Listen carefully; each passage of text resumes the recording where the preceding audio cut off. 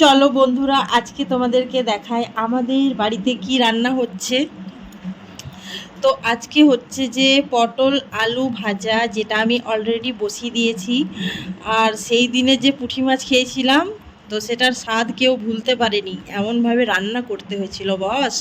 তো তার জন্য পুঁটি মাছ এনেছে, আর এইদিকে এনেছে লাল শাক, তো সেটা ভাজা করব। আর এইদিকে দেখো, আমাদের কুয়োতে না অনেক মাছ হয়েছে বলতে কি, ছেড়েছিল কই মাছ, মাগুর, শিঙি মাছ, এগুলো ছেড়েছিল, কিন্তু তার মধ্যে একটা ধরতে পেরেছে, বড়শি দিয়েই ধরেছে।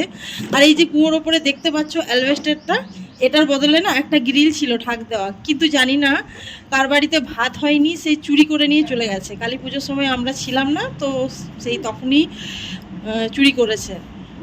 তো যাক, কি আর বলা যায় বলো, স্বভাব, এক দুটো মানুষের স্বভাবটাই এরকম হয়।